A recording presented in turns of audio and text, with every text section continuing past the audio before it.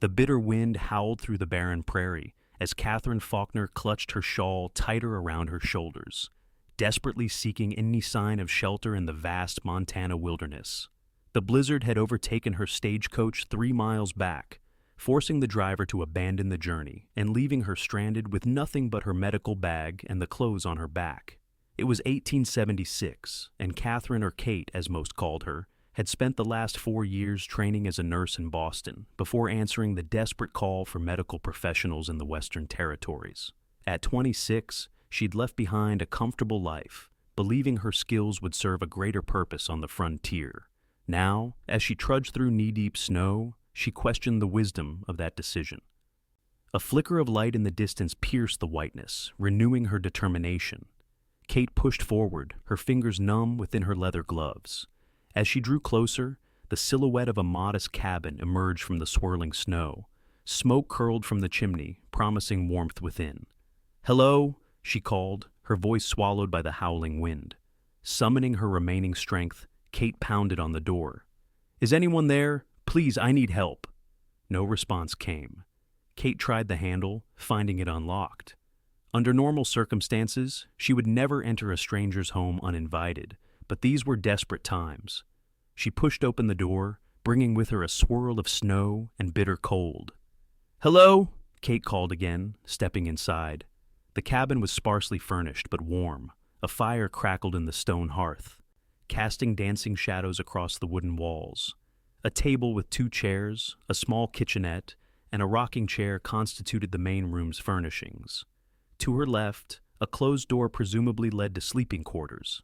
Just as Kate moved to close the front door behind her, a strange sound caught her attention, a weak, pitiful wailing coming from the bedroom. Setting down her medical bag, she cautiously approached the door and pushed it open. The bedroom was dimly lit by a single oil lamp. In the corner stood a simple wooden cradle, from which emerged the distressing cries. Kate rushed toward it, her nursing instincts taking over. Inside lay a baby, no more than 6 months old, face flushed and glistening with sweat despite the cold. "Oh, dear God," she whispered, placing her palm against the infant's forehead. The skin burned hot beneath her touch. The child was dangerously feverish. Kate quickly scanned the room, searching for any sign of the baby's parents. The modest bed was neatly made, and a man's clothes hung from pegs on the wall, but the cabin appeared empty, save for her and the suffering child. Just as she lifted the baby from the cradle, the front door burst open. A tall figure stood silhouetted against the snowy backdrop, a rifle clutched in his gloved hands. "Step away from my son," he commanded, his voice deep and threatening. Kate froze, the feverish infant still in her arms. "Please," she said calmly. "I'm a nurse. Your baby has a dangerous fever. He needs immediate care." The man lowered his rifle slightly but remained in the doorway. The wind whipped his coat around his legs as he studied her with suspicion. "Who are you?" he demanded. "Katherine Faulkner. I was on the eastbound stagecoach when the blizzard hit. The driver couldn't continue." She held his gaze steadily, despite her fear. "Your child is very ill. I can help, if you'll let me." Something in her voice, urgency mixed with professional confidence, seemed to reach him. He set his rifle against the wall and closed the door, shutting out the howling storm. As he stepped into the light, Kate could see him clearly for the first time. He was younger than she'd initially thought, perhaps 30, with weathered features and dark stubble shadowing his jaw. His eyes, a striking shade of blue, were clouded with worry and exhaustion. Snow clung to his dark hair and the shoulders of his sheepskin coat. "Adam," he said gruffly. "Adam Jameson. And that's William." He nodded toward the baby in her arms, stepping closer with visible concern. "He was fine this morning when I left to check the herd. Came back an hour ago and found him burning up." Kate was already moving back to the main room, carrying the whimpering infant. "How long have you been gone?" "Most of the day. Had to move the cattle to lower pasture before the storm hit." "Do you have clean cloths and cold water?" Kate asked, her mind racing through possible diagnoses and treatments. Adam nodded, springing into action. He filled a basin with melted snow and brought it to the table, along with several clean rags. Kate had already laid the baby on a blanket spread across the table and was carefully removing his swaddling clothes. "What are you doing?" Adam asked, alarm evident in his voice. "We need to bring his temperature down," Kate explained, keeping her voice steady and professional. "The cold compresses will help. Has he been eating normally?" Adam ran a hand through his hair, leaving it standing in disheveled peaks. "I think so. He takes milk from a bottle since—" He stopped, his voice catching. "Since his mother passed. 3 months ago." Kate looked up, meeting his eyes. The pain there was raw, recent. "I'm sorry," she said softly. Then, focusing back on her patient, "Has he had any coughing? Difficulty breathing?" "Some coughing. Started yesterday." Adam moved closer, hovering anxiously. "Is he going to be all right?" Kate dipped a cloth in the cold water, wrung it out, and placed it gently on William's forehead. The baby whimpered at the contact. "I believe he has influenza," she said. "It's been moving through the territories. We need to keep him cool and make sure he gets plenty of fluids." She reached for her medical bag, pulling out a small bottle. "This is willow bark extract. It will help with the fever." For hours, Kate worked tirelessly. She showed Adam how to properly prepare the willow bark medicine and how to apply the cold compresses. As the night deepened, the blizzard's fury increased, rattling the cabin's windows and sending occasional drafts through the cracks in the walls. By midnight, William's fever remained dangerously high. The baby's breathing had become more labored, and he had stopped crying, a concerning development that suggested he was weakening. "We need to try something else," Kate said, her voice betraying her worry. "Do you have a wash tub, large enough for the baby?" Adam nodded, retrieving a metal tub from a storage corner. "What are you thinking?" "A tepid bath, not cold enough to shock his system, but cool enough to draw out the fever." Kate began instructing Adam to fill the tub with water of the right temperature, testing it carefully with her elbow. As they worked side by side, Kate couldn't help noticing the gentle way this rugged cowboy handled his son. His large, calloused hands moved with surprising tenderness, and the worry in his eyes spoke volumes about his love for the child. "His mother," Kate ventured cautiously as they prepared the bath. "May I ask what happened?" Adam was silent for a long moment, his jaw working as if chewing over whether to answer. Finally he spoke, his voice low and rough with emotion. "Childbirth fever. Rebecca was fine for the first few days after William was born. Then she started getting sick." His hands stilled on the edge of the tub. "The doctor from Fort Kearny came, but by then it was too late. She was gone within a week." Kate nodded solemnly, understanding the tragedy all too well. She had seen puerperal fever claim too many new mothers during her training. "I'm truly sorry, Mr. Jameson." "Adam," he corrected quietly. "Just Adam." Together, they gently lowered little William into the bath. The baby's eyes flew open at the sensation, and he began to wail a sound that, despite the circumstances, was welcome to their ears. It meant he still had strength. "That's it, little one," Kate encouraged, supporting his head while Adam held his tiny body. "Fight for us." The hours crawled by. They repeated the tepid bath twice more throughout the night. And Kate administered the willow bark extract at regular intervals. Between treatments, she showed Adam how to encourage William to take small amounts of water, explaining the importance of preventing dehydration. As dawn approached, Katherine found herself watching Adam as he cradled his son near the fireplace, speaking softly to the baby, in a voice too low for her to make out the words. There was something profoundly moving about this scene, this strong man rendered vulnerable by his love for his child. For all his rough exterior, Adam Jameson clearly possessed a gentle heart. The first pale light of morning was filtering through the frost-covered windows when Kate placed her hand on William's forehead and felt, with immense relief, that it was noticeably cooler. "The fever's breaking," she announced.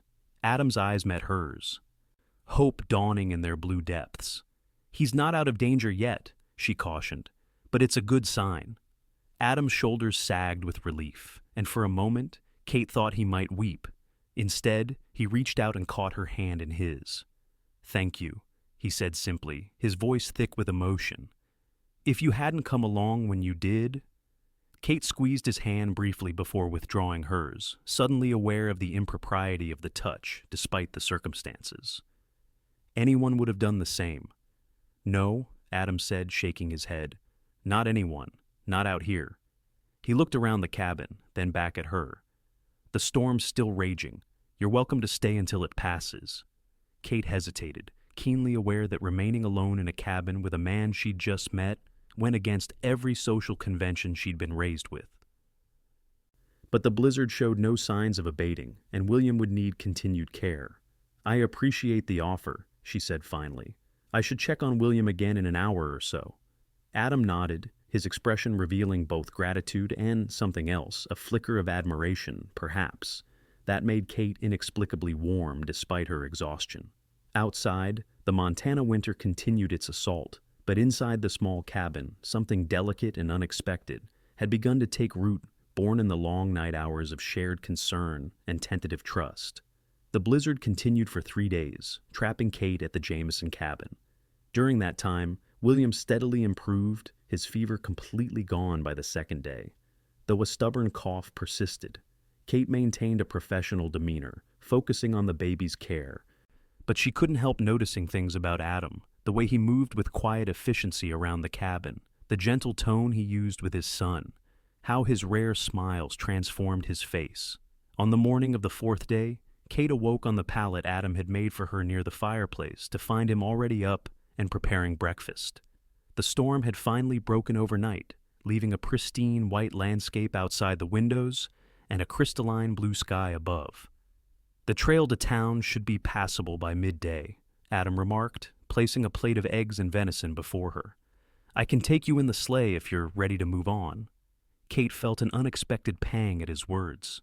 "Thank you. I should try to find the stagecoach office, see about continuing to Fort Kearney." Adam nodded, his face carefully neutral. "William will miss you," he said after a moment, glancing at the baby contentedly playing with a wooden spoon in a basket nearby. What went unspoken but hung in the air between them was that Adam might miss her too. By noon, they had prepared for the journey. Kate bundled William securely against the cold, while Adam hitched his sturdy horse to the sleigh. The ride to Paradise Creek would take about an hour, he'd explained. As they traveled across the snow-covered prairie, Kate found herself studying the landscape with new eyes. The vast emptiness she had initially found so daunting now possessed a stark beauty, rolling hills blanketed in white, occasional stands of pine trees, and in the distance, the majestic outline of mountains. "How long have you lived here?" she asked, breaking the companionable silence that had fallen between them. 5 years, Adam replied, his gloved hands steady on the reins. "Came west after the war with nothing but a horse and what I could carry. Worked as a hand on the Maxwell Ranch for 3 years, saved every penny. When this piece of land came available, I took the chance." He glanced sideways at her. "Rebecca and I had just married. She believed in the dream as much as I did." Kate nodded, understanding the hope and heartbreak contained in those simple statements.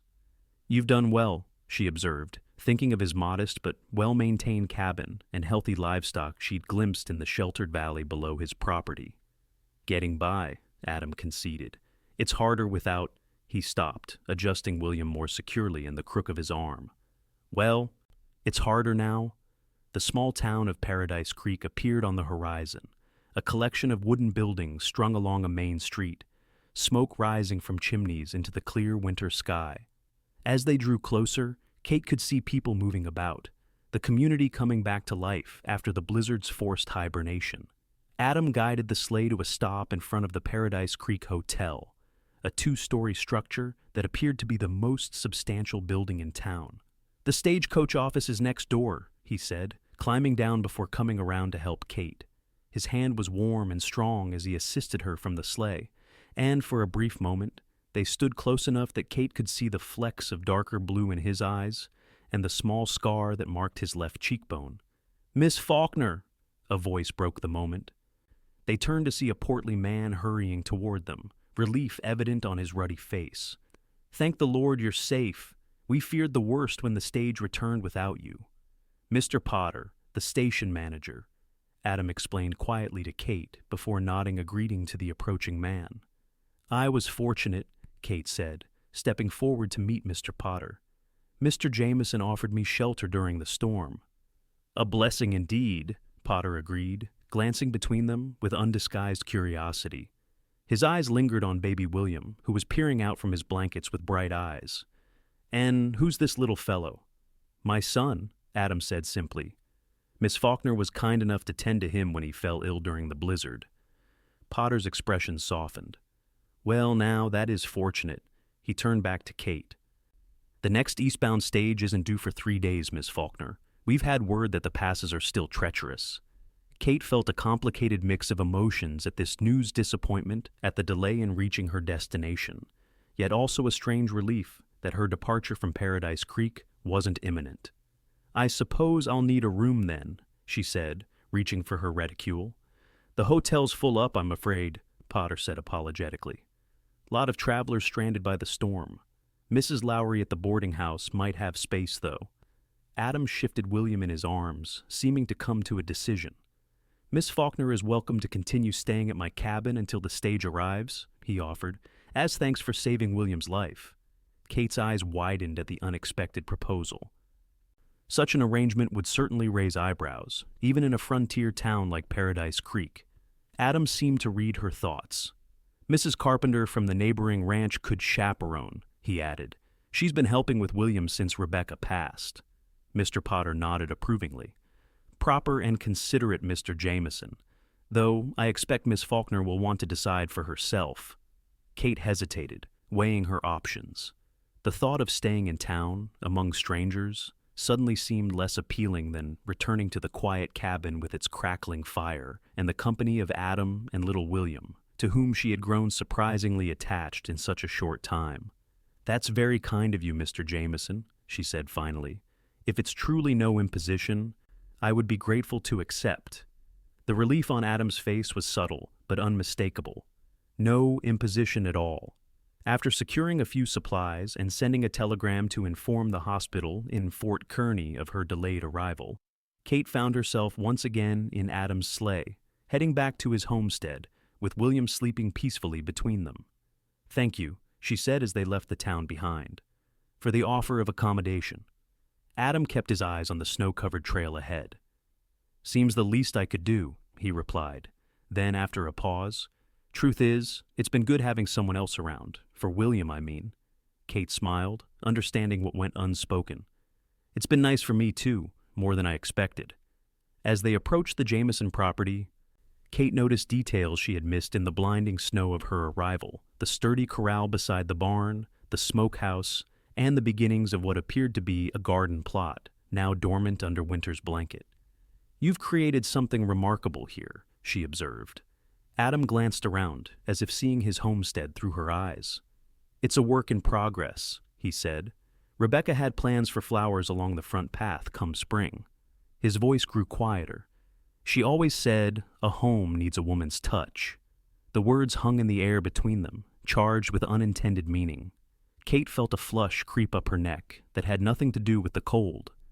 "Every home benefits from care and attention," she said carefully, "no matter who provides it." As promised, Adam rode to fetch Mrs. Carpenter that afternoon. The older woman arrived with a basket of fresh bread and preserves, her kind face crinkling into a smile when she saw how well William was recovering. "You've worked a miracle, Miss Faulkner," she declared, bouncing the baby on her knee. "This little one had us all worried sick." "Katherine is a trained nurse," Adam explained, the pride in his voice catching Kate by surprise. "On her way to Fort Kearny when the blizzard hit." "Providence," Mrs. Carpenter nodded sagely. "The Lord works in mysterious ways." The next 3 days fell into a pleasant rhythm. Kate helped with William's care and contributed to the household chores, finding unexpected satisfaction in the simple domestic tasks. Mrs. Carpenter came each day, bringing gossip from neighboring ranches and town, along with a maternal warmth that embraced them all. In the evenings, after Mrs. Carpenter had returned home and William was asleep, Kate and Adam would sit by the fire, talking late into the night. He told her about his childhood in Pennsylvania, his service during the Civil War, and his dreams for the ranch. Kate shared stories of her training in Boston, the challenges she'd faced as a woman pursuing medicine, and her hopes of establishing a proper clinic in one of the Western territories. On the third evening, as a light snow fell outside, Adam hesitantly broached a subject they had both been avoiding. "The stage comes tomorrow," he said, staring into the flames.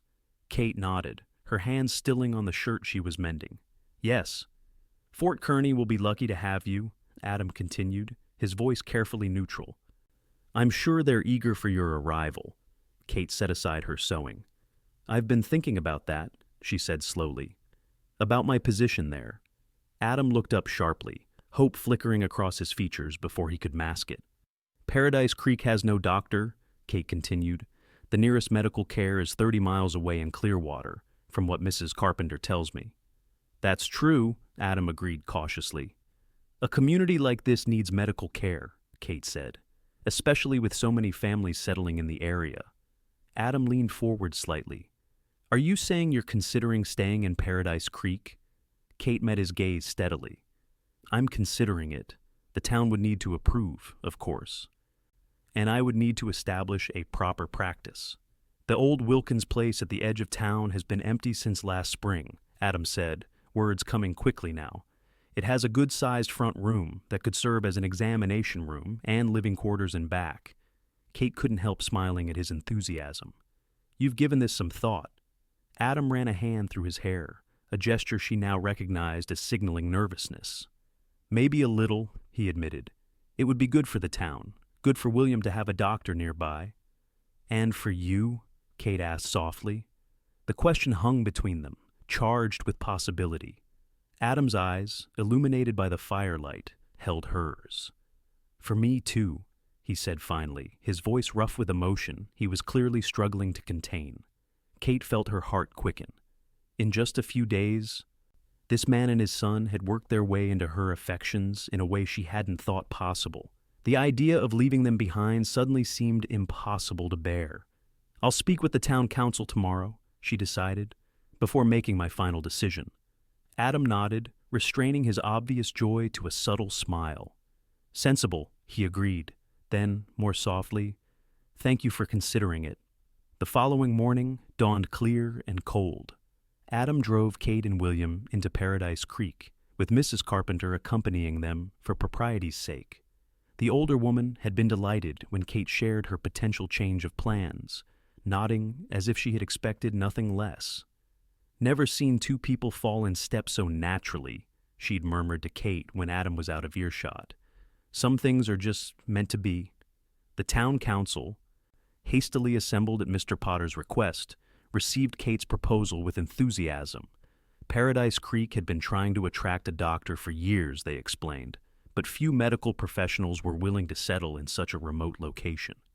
"We can't offer much in terms of salary," Mayor Henderson admitted, "but we could provide the Wilkins building rent-free, and most folks would pay for services with a mix of cash and goods." "That would be acceptable," Kate agreed, "and I would need supplies, medicines." "We'll arrange a collection," Mrs. Henderson promised. "Every family in the area will contribute." By noon, the arrangements were settled. Kate would telegraph Fort Kearney to decline her position there and would begin establishing her practice in Paradise Creek immediately. The stagecoach came and went without her, carrying instead a letter explaining her decision to the hospital administrators. As they prepared to leave town, Kate noticed Adam standing with William near the general store, deep in conversation with the proprietor. Approaching them, she caught the tail end of their exchange. "Finest one we have," the shopkeeper was saying. "Just arrived from Denver last month." Adam nodded, his expression serious. "I'll take it. Can you have it ready by next week?" "Certainly, Mr. Jameson. A fine choice." Adam turned as Kate reached them, something unreadable flickering in his eyes. "All settled with the council?" he asked. "Yes," Kate confirmed, curious about his conversation, but not wanting to pry. "They're eager for me to start as soon as possible. The whole town's buzzing with the news," Mrs. Carpenter said, joining them with a knowing smile. "Paradise Creek is fortunate indeed." On the ride back to the ranch, Kate found herself studying Adam's profile, wondering about the changes her decision might bring to both their lives. She had acted impulsively, she knew uncharacteristically so, for her normally cautious nature. Yet, somehow, it felt right. "You're quiet," Adam observed as the homestead came into view. "Just thinking about the future," Kate replied honestly. "It looks different today than it did yesterday." Adam nodded, his eyes on the trail ahead. "Sometimes life takes unexpected turns," he said.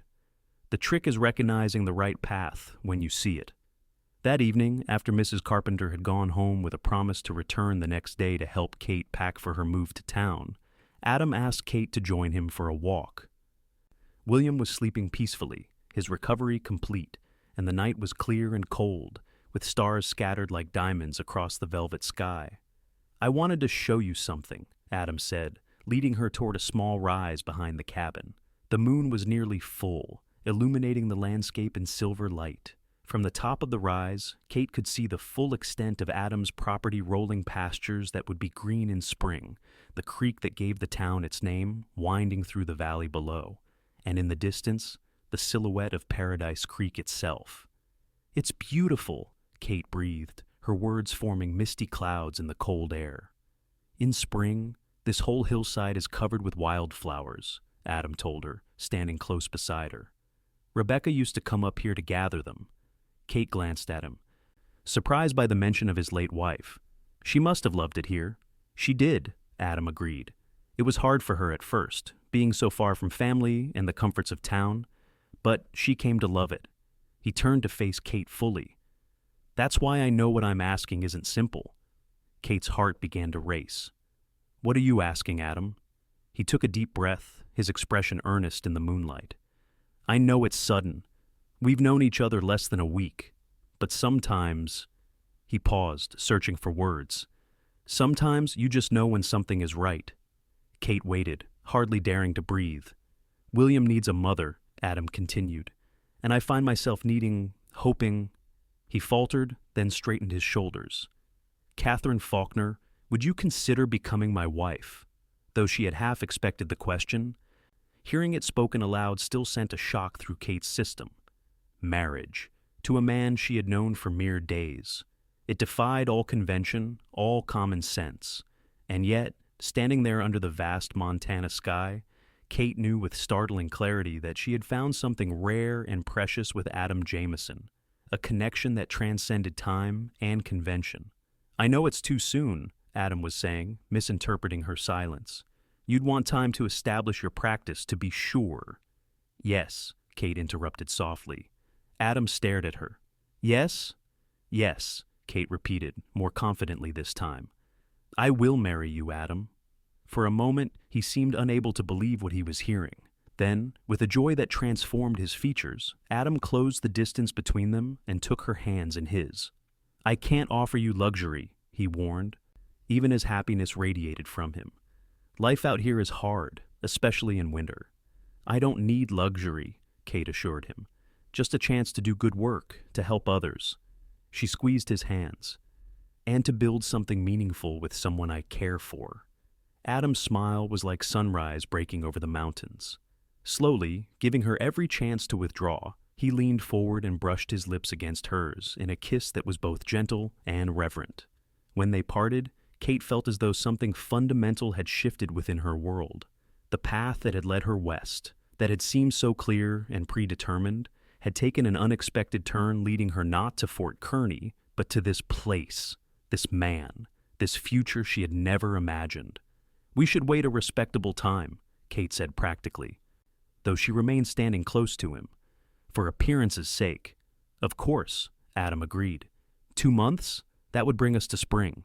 Kate nodded, thinking of the wildflowers he had mentioned, imagining them in bloom across the hillside, where they now stood. Spring would be perfect. The news of their engagement spread quickly through Paradise Creek, met with a combination of surprise and approval. Mrs. Carpenter was particularly delighted, declaring that she had known all along that they were meant for each other. "Divine intervention," she pronounced firmly. "The good Lord sent that blizzard to bring you two together." Over the next few weeks, Kate established herself in Paradise Creek. The Wilkins building proved surprisingly suitable for a small medical practice, with a spacious front room for examinations and consultations, and comfortable living quarters in the back. The town rallied to provide essential supplies and medicines, and Kate soon found herself busy treating everything from minor injuries to chronic conditions that had gone too long without proper care. Adam and William visited often, with Adam helping to build shelves and cabinets for her medical supplies. Little William, now fully recovered from his illness, became a favorite among Kate's patients, charming everyone with his bright smiles and curious nature. As winter gave way to early spring, the prairie began to awaken. Green shoots appeared in protected hollows, and the creek swelled with snowmelt from the higher elevations.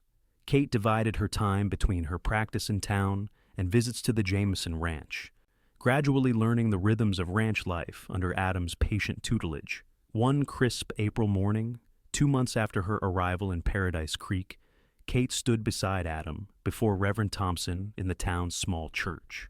William, dressed in his finest clothes and held by Mrs. Carpenter, watched with solemn eyes as his father and the woman who had saved his life exchanged simple vows. Kate wore a dove-gray dress that Mrs. Henderson had helped her alter, with a bouquet of early wildflowers Adam had gathered from the hillside behind the cabin. Adam looked handsome and somewhat uncomfortable in a new suit, his usually wind-blown hair neatly combed for the occasion. "I now pronounce you man and wife," Reverend Thompson declared, beaming at the couple before him. "Mr. Jameson, you may kiss your bride." As Adam's lips met hers, sealing their union before the assembled townsfolk of Paradise Creek, Kate felt a sense of rightness that transcended all the unexpected turns her life had taken. What had begun in a blizzard with a feverish baby and a desperate cowboy had blossomed into something beautiful and enduring. The reception that followed was a true community celebration. Tables groaned under the weight of dishes contributed by every family in the area, and a local fiddler provided music for dancing. Kate found herself passed from one neighbor to another, welcomed warmly into the tight-knit community that would now be her home. As evening approached, Adam found her sitting with Mrs. Carpenter, William sleeping peacefully in her arms, despite the noise and festivities. "Ready to go home, Mrs. Jameson?" he asked, the new name rolling off his tongue with evident pleasure. Home. The word held new meaning now. Not the medical clinic in town where she had been living, but the ranch where she would now make her life with Adam and William. "Yes," she said, rising carefully so as not to disturb the sleeping child. "I'm ready." They said their goodbyes amid good-natured teasing and well wishes, then climbed into the wagon Adam had decorated with ribbons for the occasion. As they left town behind, the spring twilight settling over the prairie, Adam reached over to take her hand. "Happy?" he asked simply. Kate looked at him, this man, who had become her husband through the most unexpected of circumstances, and felt her heart swell with emotion. "More than I ever thought possible," she answered truthfully. The cabin looked different as they approached, and it took Kate a moment to realize why. Flower boxes had been added beneath the windows, freshly planted with seedlings that would bloom in the coming months. "Your wedding gift," Adam explained, noticing her surprise. "Along with this?" He reached beneath the seat and withdrew a package wrapped in brown paper. Kate opened it to find a gleaming doctor's bag, far finer than the worn one she had carried with her from Boston. "The finest one in the general store," Adam said, echoing the shopkeeper's words she had overheard weeks before. "For Paradise Creek's doctor." Tears sprang to Kate's eyes. "It's perfect," she whispered. "Thank you." Inside, more surprises awaited. The cabin had been thoroughly cleaned, with fresh curtains at the windows and a new quilt on the bed, contributions from the women of Paradise Creek, Adam explained. "And this," he said, leading her to a corner of the main room where a small desk had been installed, complete with medical reference books. "For your work here. Mrs. Carpenter suggested you might want to see patients at the ranch a few days a week, save folks the trip to town." The thoughtfulness of the gesture touched Kate deeply. "That's a wonderful idea," she agreed. "Thank you for thinking of it." After settling William in his cradle, they shared a simple supper, both suddenly shy in their new roles as the husband and wife. The conversation flowed easily enough. There were ranch matters to discuss, plans for expanding Kate's medical practice, ideas for improvements to the cabin, but an undercurrent of anticipation ran beneath their words. As the evening deepened, Kate excused herself to change into the nightgown that had been part of her hastily assembled trousseau. When she returned to the main room, she found Adam standing by the fireplace, stoking the flames against the spring night's chill. He turned as she approached, his eyes warming at the sight of her. "You're beautiful, Kate," he said simply. She smiled, coming to stand beside him. "This all happened so quickly," she admitted. "Sometimes I can hardly believe it's real." Adam nodded, taking her hands in his. I know. If you told me 3 months ago that I'd meet a woman in a blizzard and be married to her before spring, I'd have said you were crazy. His expression grew serious. But I want you to know this isn't just gratitude for what you did for William, or convenience because he needs a mother. I know that, Kate assured him. Do you? Adam's blue eyes searched hers intently. Because I need you to understand. I love you, Katherine Jameson. Not because you saved my son's life, though I'll be eternally grateful for that. I love you for your courage, your compassion, your strength, for the way you face challenges head on, for 1,000 reasons that have nothing to do with circumstance and everything to do with who you are. The words washed over Kate like a blessing. I love you too, she whispered, realizing as she spoke that it was absolutely true. Despite the short time they had known each other, despite the unconventional nature of their courtship.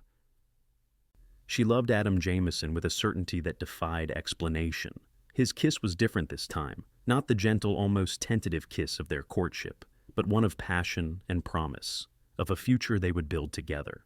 Later, as moonlight streamed through the cabin windows, Kate lay beside her sleeping husband, marveling at the turns her life had taken. 3 months ago, she had been on her way to Fort Kearny, certain of her path. Now she was a wife, a mother, a community doctor roles she had never anticipated filling so soon, if at all. And yet, it felt right. As if the blizzard that had forced her to seek shelter at the Jameson cabin had been not an obstacle but a guidepost, directing her to where she truly belonged. 5 years passed, bringing changes both expected and surprising to the Jameson ranch. The cabin had been expanded with Adam's skilled hands, adding 2 bedrooms and enlarging the main living area to accommodate their growing family.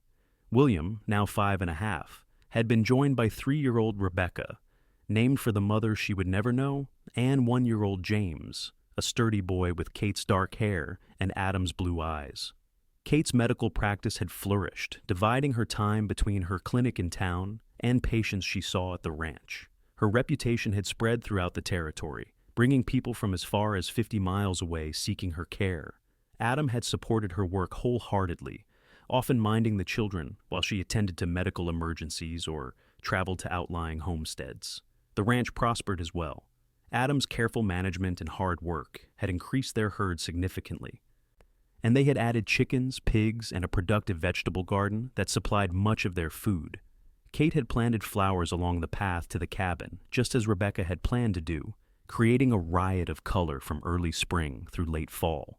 Paradise Creek itself had grown, with new businesses opening and more families settling in the fertile valley.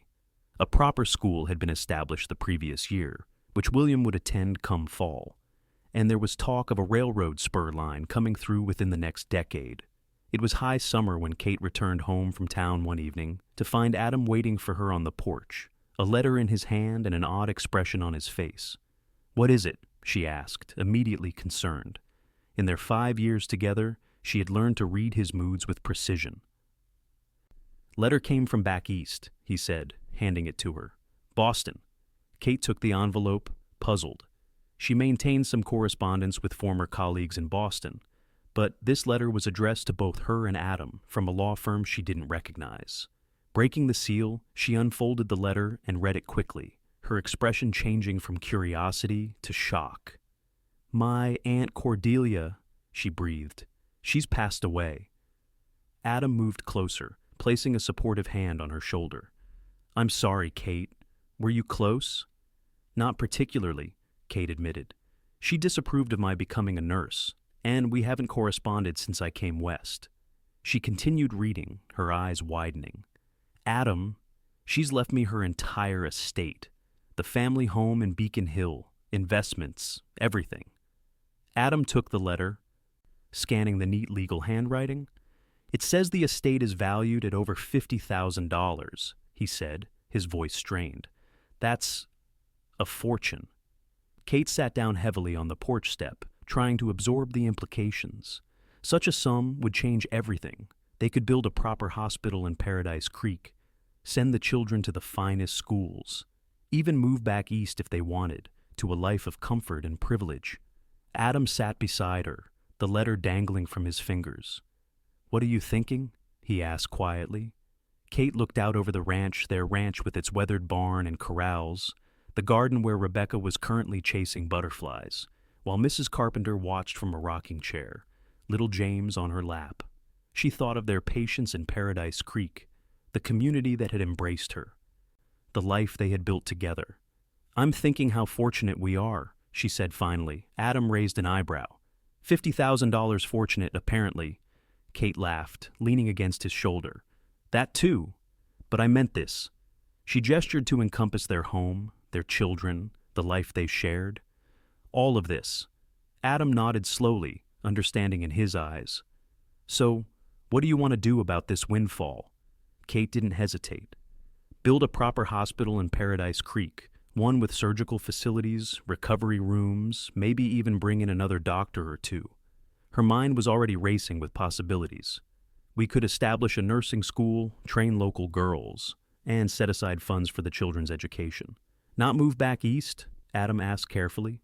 Kate turned to look at him, surprised by the question. "Why would we do that?" "It's your home," he said simply. "Where you grew up, where you trained. With this kind of money, you could establish a practice there, in a proper city hospital." "No," Kate said firmly, taking his hand. "Boston was where I grew up, yes. But this is my home now, here, with you and the children." She smiled, squeezing his fingers. "Besides, think of all the good we can do right here with those funds. Paradise Creek deserves a proper hospital." The tension in Adam's shoulders visibly eased. "I was afraid you might want to return to civilization," he admitted. "Give the children advantages we can't provide here." "There are different kinds of advantages," Kate replied.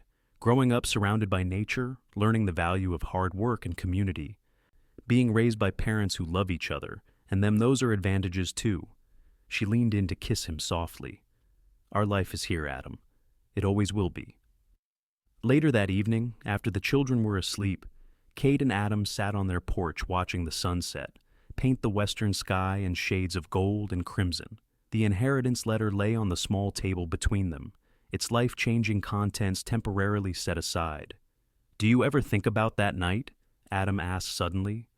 "When you found William and me during the blizzard?" Kate smiled, the memory still vivid after all these years. "Often. I was so afraid, trudging through that storm, and then I saw the light from your cabin window." "Divine intervention," Adam said, echoing Mrs. Carpenter's words from years ago. "Or incredible luck. Either way, I'm grateful," Kate said softly. "For the blizzard, for William's fever, as terrible as that sounds, for everything that brought us together." Adam reached across to take her hand, his grip warm and familiar. "I used to wonder why Rebecca had to die," he confessed. "What purpose it could possibly serve. It seemed so senseless, so cruel." Kate waited, knowing there was more he needed to say. "I don't question it anymore," Adam continued. "Not because I've stopped missing her or wishing things had been different, but because I've come to believe that life unfolds the way it's meant to, even when we can't understand the reasons." Kate nodded, understanding perfectly what he meant. Her own path had taken unexpected turns from Boston society to frontier medicine, from career-focused independence to marriage and motherhood. None of it had been planned, yet all of it felt right. "We've been blessed," she said simply. In the distance, a coyote called, its lonely cry echoing across the darkening prairie. From the nearby corral, a horse nickered in response, and somewhere in the trees beyond the cabin, an owl took up its nightly hunting. These were the sounds of home, Kate realized. Her home. This place that had claimed her heart the moment she stepped through the door of a stranger's cabin, finding a feverish baby and a desperate father who would become the center of her world. "Blessed indeed," Adam agreed, raising her hand to his lips. As night fell over the Jameson ranch, Kate leaned against her husband's shoulder, content in the knowledge that the greatest fortune in life had nothing to do with inheritance or material wealth. It lay in the bonds of family, in work that mattered, in a love that had begun in crisis and deepened with each passing day.